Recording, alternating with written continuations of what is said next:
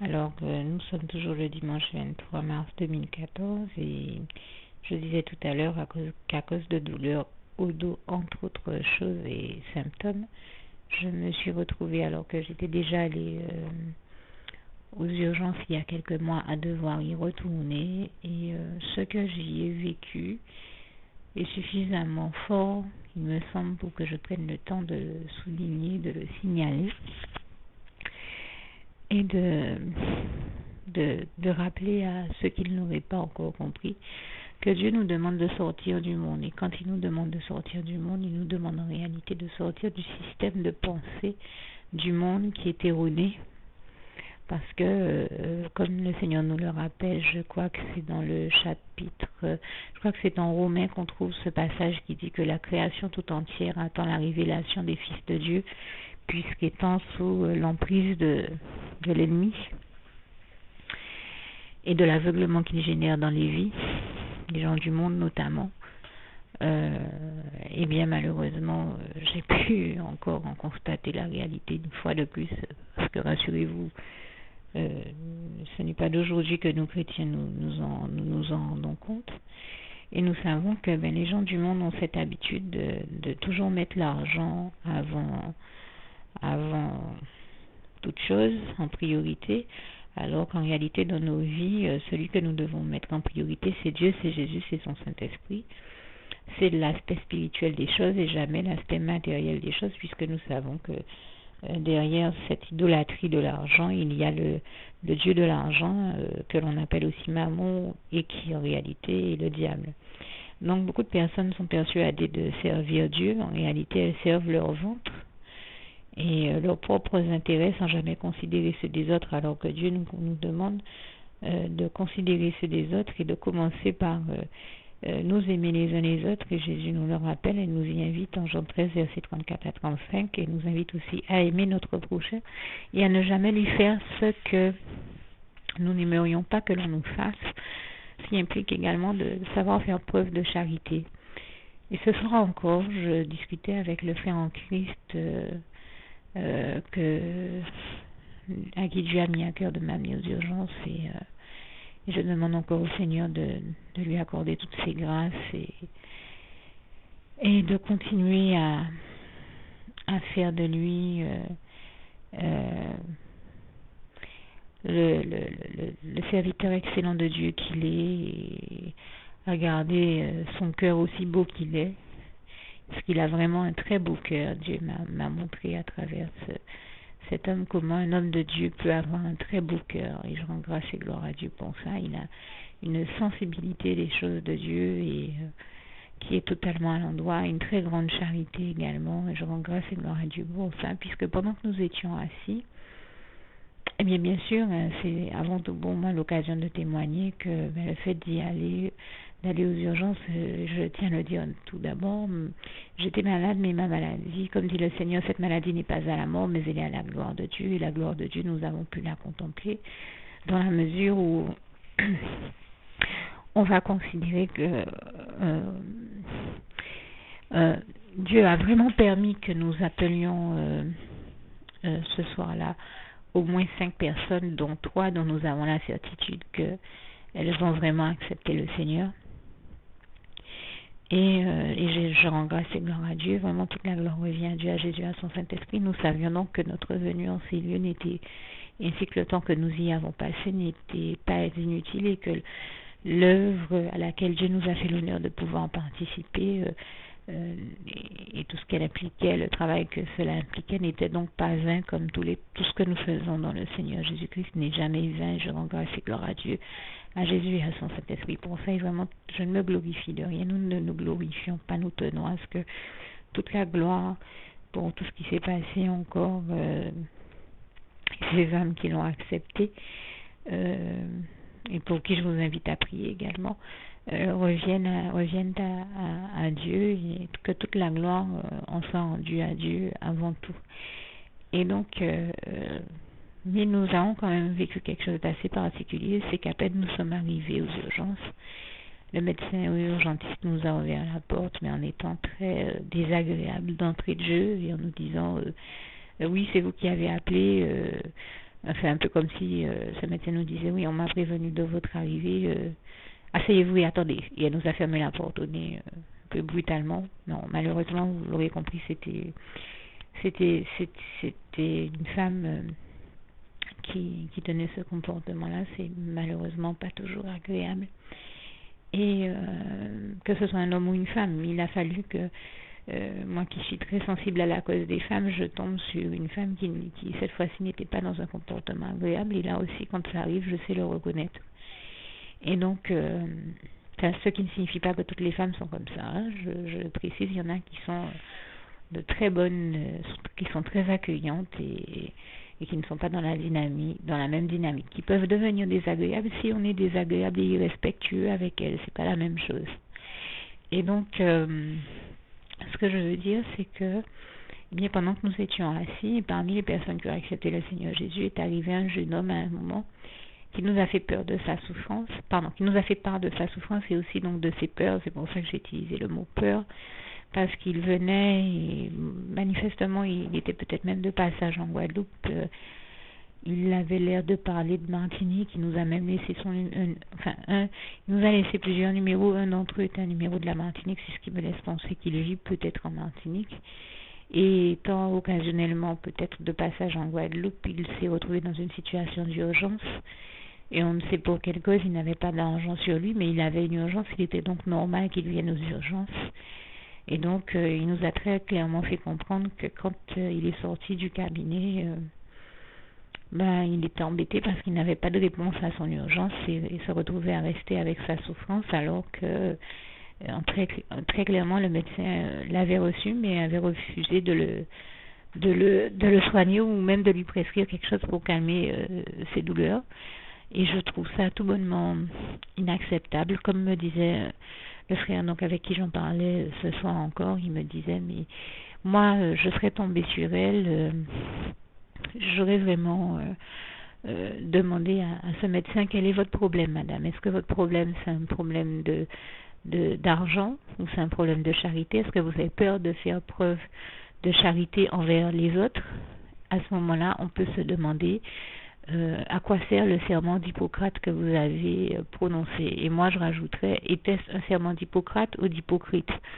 Je crois que beaucoup sont plutôt dans la dynamique de l'hypocrisie, d'être intéressés, d'être dans un rapport intéressé uniquement par l'argent avec les autres. Et je dis qu'il faut faire attention parce qu'il n'y a que le diable qui amène les gens à cet écueil-là.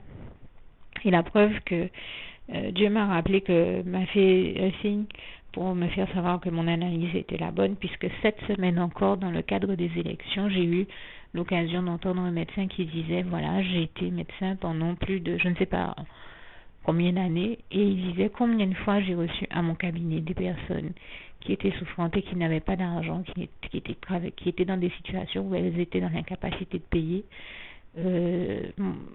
Eh bien, je n'ai jamais refusé d'en soigner une seule, parce que ma conscience me l'aurait reproché. Sinon, moi, je peux vous dire que si j'étais médecin, avec la quantité de patients que les médecins voient défiler dans un cabinet, je crois qu'on peut quand même faire preuve en effet de charité et de compréhension envers les autres, envers son prochain, et se dire que même si on ne sait pas pour quelle raison celui que l'on a en face de soi se retrouve dans l'incapacité de payer, encore plus quand c'est un jeune, on peut quand même prendre le temps d'essayer de le comprendre et au moins de lui indiquer quelque chose qui pourrait calmer ses douleurs. En plus, ce qu'il avait n'était pas quelque chose de grave, comment dire ça? Je dirais que c'était pas quelque chose de grave. Ça fait très mal, mais ça peut être soulagé par des médicaments vendus en pharmacie, même sans prescription. Donc je me dis, même ça, elle aurait pu au moins juste lui indiquer quelques médicaments à prendre, même si elle était dans une situation où elle refusait de lui faire une ordonnance, mais au moins lui dire, écoutez, essayez tel ou tel médicament, ça devrait pouvoir vous soulager dans votre situation. Et bien même ça, elle ne l'a pas fait, elle a littéralement viré de son cabinet, juste parce qu'il n'y avait pas d'argent à la clé. Et ça, parce qu'il n'y avait pas d'argent à la clé. Et ça, je trouve ça totalement inacceptable. Et je dis, faisons attention à ce type de dérive. Ne nous laissons pas aller dans ce type d'écueil par le diable, parce que c'est de la cruauté que le diable dont le diable fait preuve à travers ces personnes à ce moment-là, puisque celui qui est dans la souffrance, je peux vous dire, il a vraiment besoin d'en être délivré. C'est une occasion de plus pour moi de témoigner de la gloire de Dieu, de Jésus, de son Saint-Esprit qui nous a quand même mis à cœur, et de témoigner de la gloire de Jésus en particulier. Nous l'entendons et nous le disons très souvent, mais Jésus-Christ est le meilleur des médecins qui soit, et toute la gloire lui revient. Et cette expérience que nous avons vécue aux urgences et avec ce médecin urgentiste démontre bien que même là où les médecins, et même les médecins urgentistes, sont incapables de faire les bonnes choses et de prendre les bonnes décisions et d'appliquer les bonnes mesures et de soigner correctement les malades, mais Jésus le fait toujours, comme je le dis, toujours. Le psaume 103, versets 3 à 4. C'est Dieu qui te guérit de toute maladie. Vous avez aussi Isaïe 53, verset 5, qui nous dit que c'est par les meurtrissures de Jésus sur la croix que nous sommes guéris. Vous avez encore Jean 8, verset 32, vous connaîtrez la vérité vous affranchira, nous dit le Seigneur Jésus. Et Jean 8, verset 36, si donc le Fils Jésus-Christ vous a affranchi, c'est que vous êtes et que vous serez réellement libre, c'est-à-dire que vous serez réellement délivré, et que vous êtes réellement délivré, libre et libéré par le Seigneur Jésus, et toute la gloire lui revient. Et j'en veux pour preuve, la preuve encore que tous ces passages sont véridiques, c'est que le Seigneur Jésus nous a utilisés pour prier pour sa guérison. Une fois qu'il est sorti de là, même si le médecin ne l'a pas reçu, et vous voyez comment les gens du monde ne reçoivent pas ceux qui sont de Dieu. C'était un jeune dans toute son innocence, on voyait qu'il avait vraiment besoin d'aide et qu'il était en souffrance et qu'il se moquait pas. Il était vraiment pas dans une démarche méchante, il avait vraiment besoin d'aide. Et je rends grâce et gloire à Dieu donc qui nous a mis à cœur non seulement de prier pour lui, mais même quand nous étions rentrés chez nous, nous continuions à parler et à penser à lui avec le frère en Christ au téléphone, puisqu'il m'avait juste, je ne sais plus si c'est lui ou moi qui l'ai appelé pour juste savoir s'il était bien rentré chez lui. Eh bien, j'ai dit au frère en Christ, écoute, je suis une femme, il est tard, je ne me permettrai pas d'appeler chez le jeune, mais comme le Seigneur Jésus me l'inspire, essaie de l'appeler et de parler un petit peu avec lui, qu'il sache que même si nous l'avons rencontré ce soir, nous ne l'avons pas oublié, nous sommes là, nous continuerons à prier pour lui parce que le Seigneur nous l'a mis à cœur et toute la gloire lui revient. Et surtout, je rends grâce et gloire à Dieu qui m'a inspiré de lui indiquer des médicaments, comme je dis, qui sont vendus pas cher du tout en pharmacie, sans prescription, donc on peut avoir en libre vente et en automédication. C'est des automédications légères et permises. C'est vraiment des médicaments qui se vendent sans prescription et qui sont efficaces, et j'en parle pour les avoir testés. Et je lui ai donné au moins 3 possibilités différentes parce que chacun ayant son métabolisme. Bien sûr, certaines choses peuvent fonctionner avec moi et pas nécessairement avec lui. C'est pour ça que le Seigneur m'a inspiré au moins 3 médicaments en solution possible à son cas. Et je rends grâce et gloire à Dieu, je le dis encore, je me glorifie de rien, toute la gloire ici, on revient à Dieu, à Jésus, à son Saint-Esprit. Et donc, ce que le frère a fait, le frère l'a appelé et l'a réconforté de la part du Seigneur Jésus, qui, vous voyez, là où les médecins ne sont pas intervenus, eh bien Jésus est intervenu pour lui apporter la solution à ce jeune en nous inspirant de procéder comme ça. Et bien sûr, on l'aura compris, même si lui n'avait pas nécessairement de quoi s'acheter les médicaments, il aura très certainement eu quelqu'un autour de lui qui a pu le faire, et un cœur des dents que Dieu a disposé pour lui, et nous en rendons grâce et gloire à Dieu. Mais ça nous a démontré que voilà, sur terre, même quand nous tombons sur des médecins qui ne font pas toujours ce qu'il faudrait faire, eh bien le Seigneur Jésus est là et il agit, lui qui est le meilleur des médecins qui soit. Et lui ne nous abandonne pas, ne nous abandonne jamais. Là où les médecins nous abandonnent, là où nos parents nous abandonnent, nos familles nous abandonnent, nos bien-aimés, les membres de nos familles, et tous ceux sur qui on pourrait croire qu'on peut compter, nos amis et bien-aimés nous abandonnent. Eh bien Dieu, Jésus-Christ et son Saint-Esprit, lui, ne nous abandonne jamais. Et je tenais à lui rendre grâce et gloire pour ça, parce que bien cette fois-ci encore, aux urgences, nous avons vu la gloire de Dieu et nous nous sommes rendus compte en pratique une fois de plus que c'est réellement Jésus-Christ, le meilleur de tous les médecins qui soient. Et je le dis vraiment, toute la gloire en revient à Dieu, à Jésus, à son Saint-Esprit. Merci Seigneur Jésus, merci éternel mon Dieu, merci éternel mon Dieu, merci Seigneur Jésus, merci Saint-Esprit. Je t'aime et nous t'aimons et je vous laisse vraiment avec la pensée de mon cœur pour vous, ainsi que pour tous ceux qui n'ont jamais fait cette prière, tous ceux et celles qui n'ont jamais fait cette prière. Eh bien, cette fameuse prière dont je parlais tout à l'heure qui permet, si vous avez été touché par ce témoignage, que vous ayez été touché ou pas, mais qui permet d'accepter le Seigneur Jésus comme le seul maître et roi de sa vie et de lui demander donc par ce biais de nous sauver de tout ce dont nous avons besoin de l'être. Et également de tout problème du type dont celui dont je viens de parler, parce que Jésus est donc la solution à tous nos problèmes. Il est la solution et il a la solution à tous les problèmes que nous pouvons rencontrer. Et il a justement vécu la condition humaine sur terre précisément pour faire l'expérience de tout ce dont un homme pourrait avoir à vivre sur terre et donc il a vu et expérimenté, il connaît justement, il est le mieux placé pour nous aider et apporter ses réponses et ses solutions à toute situation problématique de nos vies ou à toutes les épreuves, parce qu'il est passé, qu'il a expérimenté lui-même. Il est passé par toutes ces épreuves, il les a expérimentées lui-même, voilà pourquoi il en a la solution.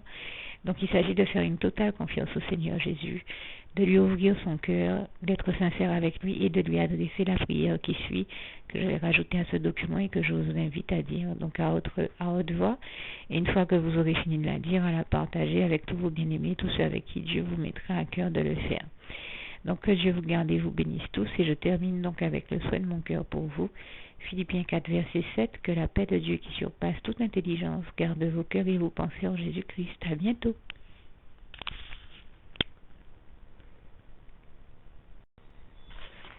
Juste une petite précision pour tous ceux qui ne sont pas encore, qui n'ont pas encore choisi la meilleure des options qui soit, qui est celle d'aller se placer, de faire le choix à soi-même, d'aller se placer dans les bras d'amour de Jésus-Christ, pour se mettre à l'abri de ce monde cruel. Eh bien, je partage avec vous la prière par le biais de laquelle on y accède. Et commence par vous rappeler également ce passage de Jean 14, verset 6, où il est écrit que Jésus-Christ est le chemin, la vérité et la vie. Nul ne vient au Père, Dieu, sans passer par le Fils Jésus-Christ, bien sûr. Je le dis à ma manière, vous regarderez comme il est actuellement écrit dans vos Bibles là encore. Et donc, n'hésitez pas à ouvrir vos cœurs à Dieu, à Jésus, à son Saint-Esprit, à être sincère avec lui et à lui adresser la prière qui suit, à lui dire tout simplement, Éternel mon Dieu, Seigneur Jésus-Christ, moi, un tel, vous dites votre nom et votre prénom, je t'accepte aujourd'hui comme mon sauveur personnel, le seul maître et roi de ma vie. Je remets toute ma vie entre tes mains puisqu'elle t'appartient, Éternel mon Dieu, puisque tu l'as créée, cette vie. Donc tu en es donc le seul maître et propriétaire comme de tout ce qui existe dans tout l'univers. Je remets donc toute ma vie entre tes mains, je te la donne.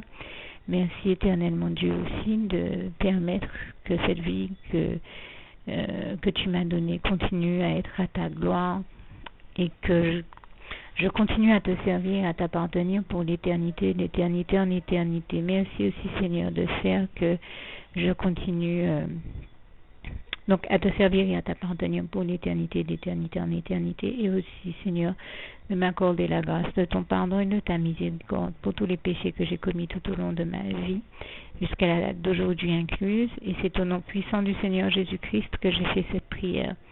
Et à vous tous qui avez fait cette prière, je vous dis que Dieu vous bénisse abondamment, puissamment, richement, et surtout n'hésitez pas à la partager avec tous vos proches et contacts, amis, membres de vos familles, collègues, bien-aimés, tous ceux que vous aimez, et surtout tous ceux à qui Dieu vous mettra à cœur, avec qui Dieu vous mettra à cœur de la partager.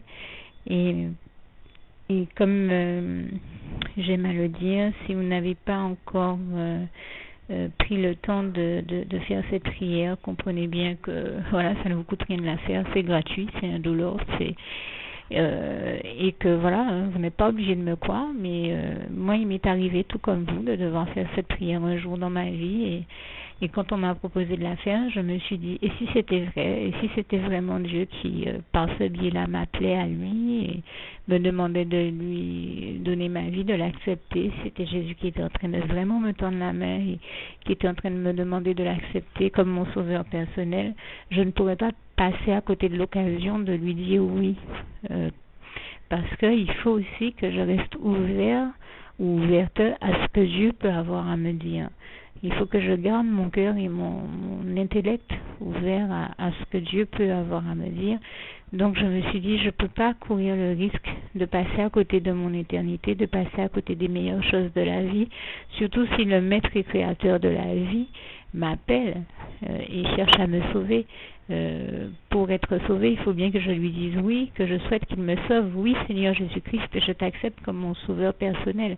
Et c'est le sens de cette prière. Et comme je dis, elle ne nous coûte rien à faire. Et puis surtout, moi je vous dis, du jour où je l'ai faite, j'ai vu Jésus changer ma vie en mieux sur tous les plans. Et donc je crois que ça ne vous coûtera rien, ça ne vous coûte rien vous non plus de la faire et puis d'expérimenter, de regarder comment les choses vont se dérouler dans votre vie, de regarder Jésus changer votre vie en mieux, à vous aussi. Et d'en faire l'expérience. Et pour en faire l'expérience, il faut commencer par faire cette prière. Donc si vous ne l'avez pas encore dite, réembobinez tout simplement cette vidéo ou ce document si vous préférez. Réécoutez-le et dites avec moi la prière que vous m'avez entendu mentionner. Et n'oubliez surtout jamais que tout est possible à celui qui croit en Dieu, en Jésus-Christ et en son Saint-Esprit, comme il est écrit en Marc 9, verset 23, et que tout est possible à Dieu, comme il est écrit en Marc 10, verset 27. Que Dieu vous bénisse donc et à bientôt.